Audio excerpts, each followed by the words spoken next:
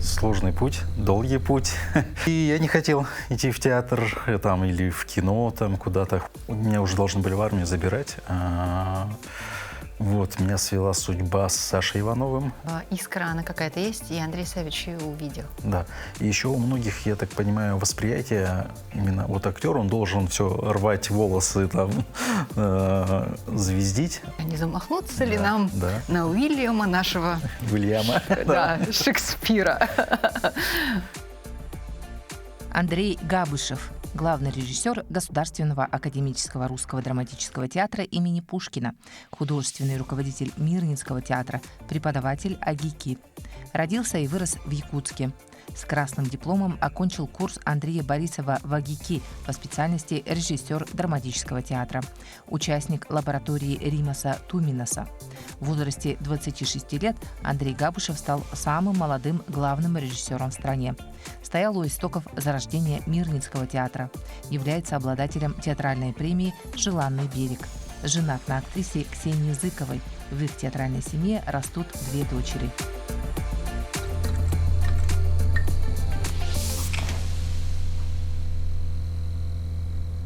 Андрей, здравствуйте. Здравствуйте. Я очень рада, что вы буквально прилетели и сразу к нам пришли. Взаимно. Мне всегда было интересно, и я воспользуюсь случаем и задам этот вопрос. Как люди выбирают театр? Или это происходит как-то по-другому? Может быть, это театр выбирает людей? Или это ребенок с самого раннего возраста думает, что вот точно, совершенно точно я выберу своей профессии, какую-то театральную профессию? Как в вашем случае это было? Сложный путь, долгий путь. Вот, судьба долго меня вела в творческие, да, все долго вела, дела, долго вела, и я отказывался от этого. Я был достаточно закрытый человек. Ну и, в принципе, сейчас достаточно закрытый. Может, не такой, как раньше. Вот. И я не хотел идти в театр там, или в кино, там, куда-то художником, музыкантом, никуда. Ну, я пробовал поступать в инженерно-технический, на юридический. То есть несколько лет я просто поступал во всевозможные учебные заведения. Вот. И даже начинал учиться, да, в них? Не всегда. И с треском проваливал тоже. Вот. Потом судьба меня свела. Меня уже должны были в армию забирать. Вот, меня свела судьба с Сашей Ивановым. Это он сейчас главный режиссер Нюрнбергского театра. Вот. И он меня привел в студию «Логос» театральную во Дворце детства. Но это уже после школы, получается. Да, это уже в «Логос» после школы. обычно школьники приходят. Да, но он после школы, я просто зашел туда, как бы час там подождать Сашу. Он говорит, у меня сейчас студия, вот подожди меня. Я там остался, посмотрел, как ребята занимаются, втянул это, а весной уже решил, что я хочу заниматься театром. Да, вы что? Вот, и как раз был набор в АГИКИ, вот, и я подал документы. И поступил. Ну, опять же, не совсем. Тоже не поступил? Да, был набор на режиссуру Так. летом. Вот. Я, опять же, с треском провалился. Но Андрей Савич набирал курс, он построил всех ребят. Сказал, что режиссура — это профессия для уже более зрелых людей, которые какой-то жизненный багаж имеют за спиной. Говорит, ну вот вы, ну, несколько ребят выбрал. Говорит, вы приходите чуть позже, у меня будет добор на актерское отделение. Как интересно, это как будто бы чуть-чуть вас жизнь должна пообмять, да? Да, И да. у вас будет, и вы будете перспективные, да? Да, вот. И осенью я уже более основательно подготовился и попал на курс к Андрею Савичу.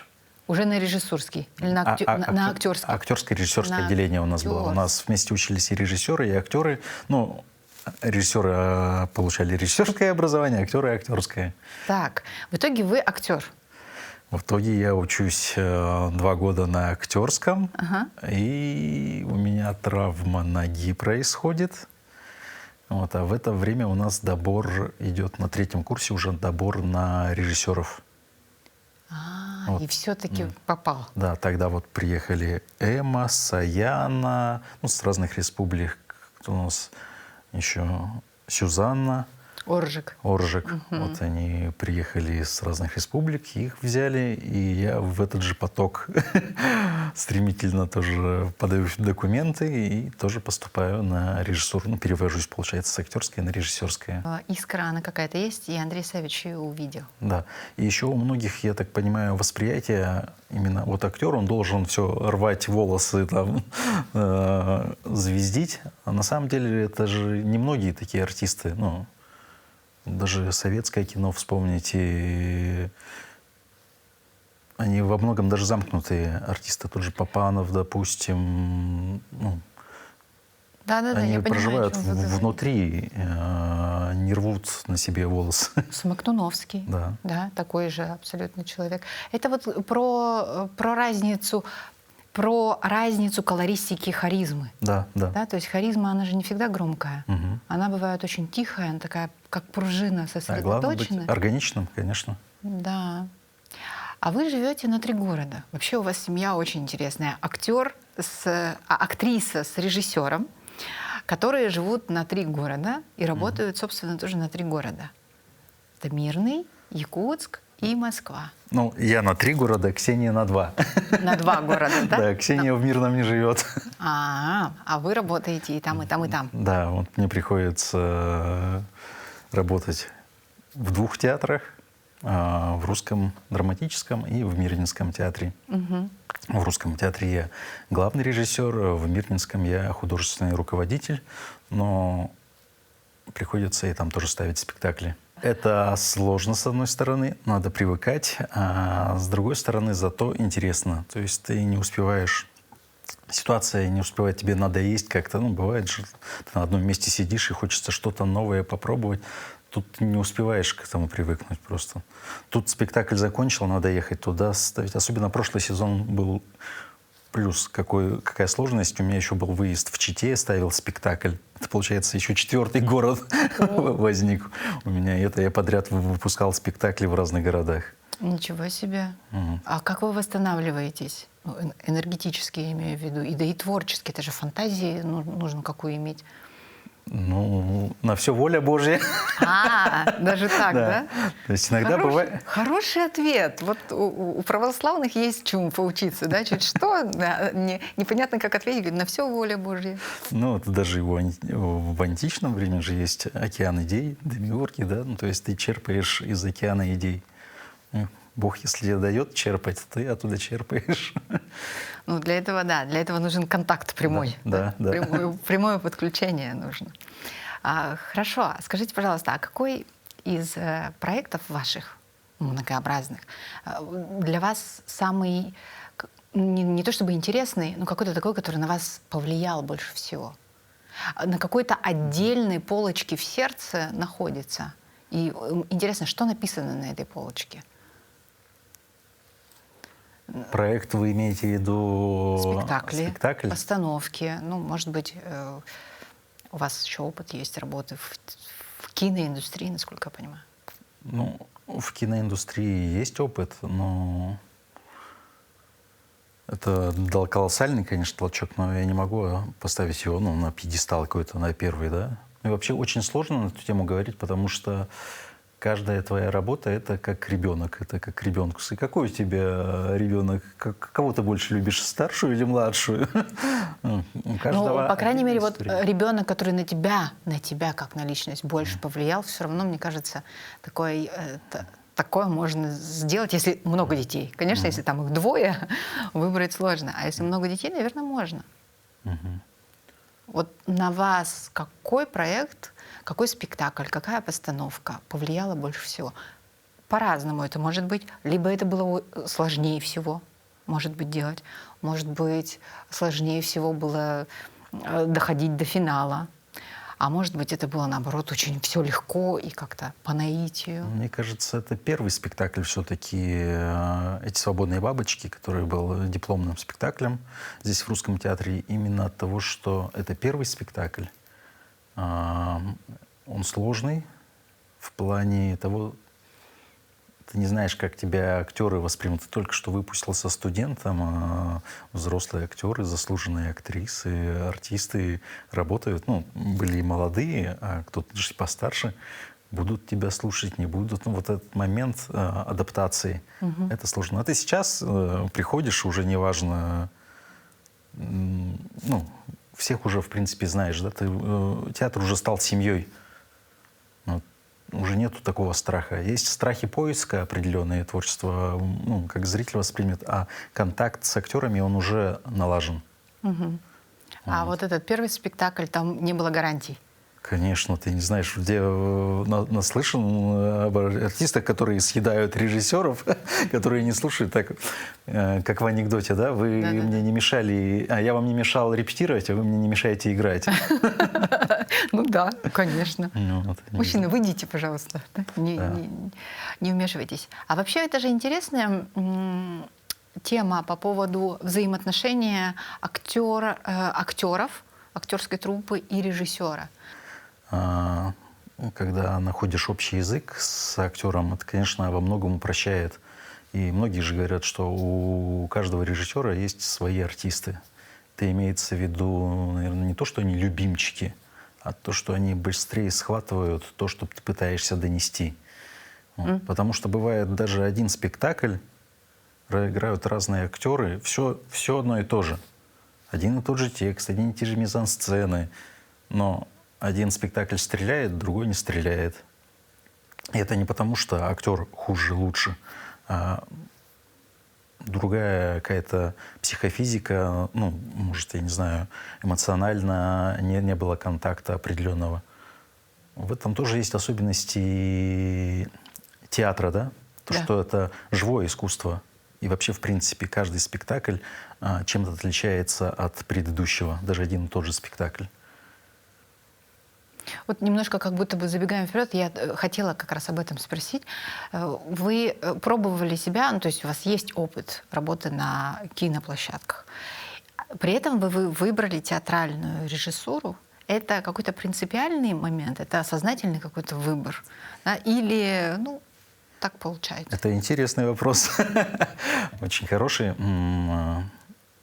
Изначально я когда поступал в институт, опять же, хотелось сниматься в кино, снимать кино. Вот. И для меня это был такой чуть-чуть Голливуд, да, мечты определенные.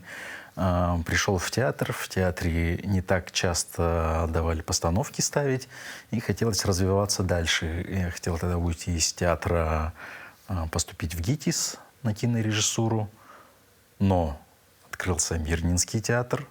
Я уехал туда главным режиссером работать. Потом в Мирнинском театре я вдруг узнал про набор в ГИТИС, что есть какой-то там, ну, курсы определенные. Подал заявку, ответа никакого нету. Я уже уехал обратно в Мирный, сезон начинается. Мне позвонили из ГИТИСа, говорят, приезжайте. Я говорю, я уже не могу бросить театр. Вот, тогда остался я в Мирнинском театре, еще какое-то время поработал, уехал в Москву, попал в лабораторию к Туминсу в театр Вахтангова. Там познакомился с одним человеком, который из Хабаровска, у него однокурсник работает вторым режиссером на интернах. Пришли на площадку, познакомились, и через какое-то время он мне звонит, слушай, я хочу уйти с этого проекта, у меня другой проект.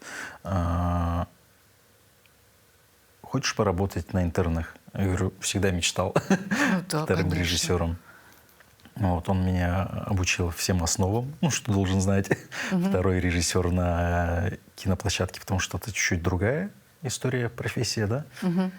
Очень много технических моментов.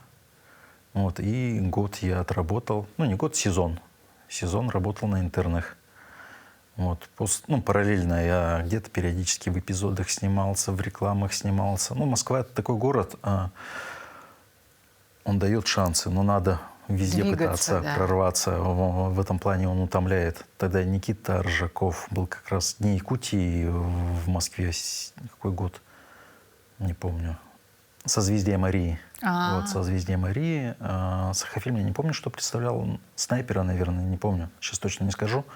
Но Никита Ржаков тогда мне сказал, он говорит, я как раз только переехал в Москву, можно сказать, год там был. Он говорит, большой город дает шанс, главное успеть им воспользоваться.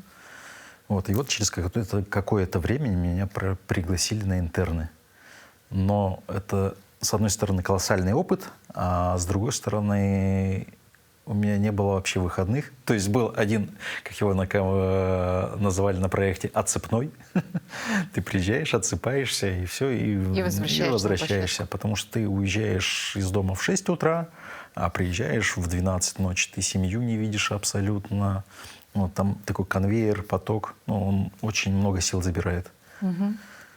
Вот. И в 17 году я вернулся уже в Русский театр.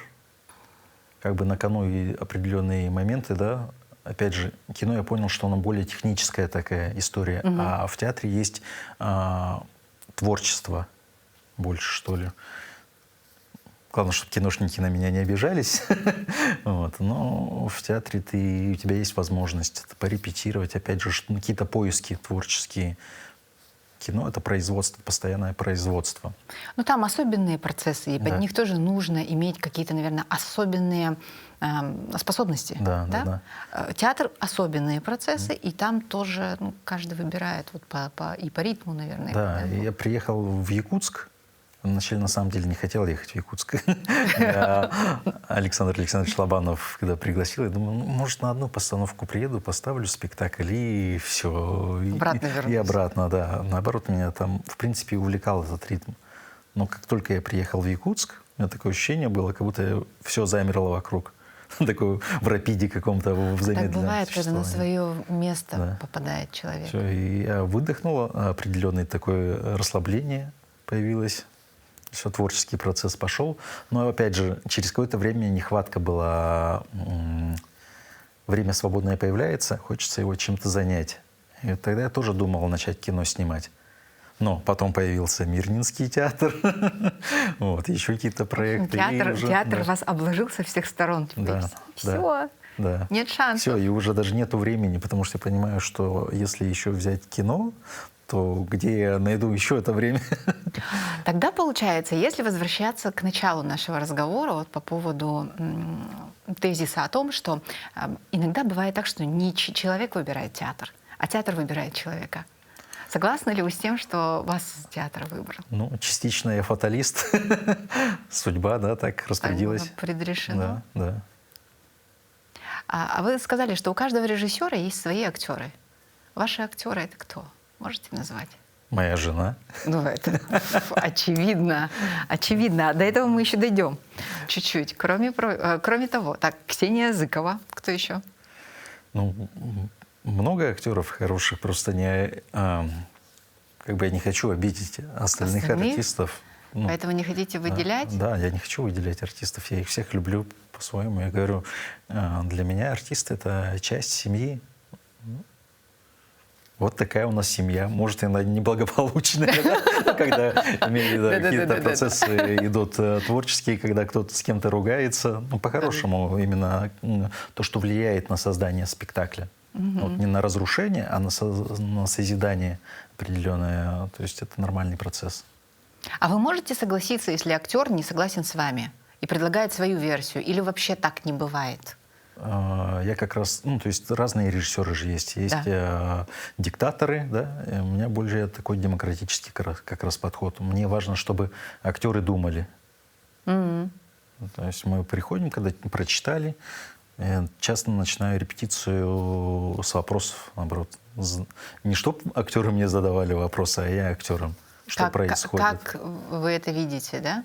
Даже не то, как вы видите, как вы думаете, что происходит между партнерами. То есть вот вы и ваш партнер, вот диалог, а что в это время происходит между вами? А бывает между так, вами? что вы вообще вот не согласны с этим видением? Актер чувствует так, а вы говорите, нет, очевидно же, что нет. Бывает такое, но в свою очередь я пытаюсь простроить репетицию так, и, какие-то манки давать актерам, чтобы они в итоге думали, что это они все выстроили.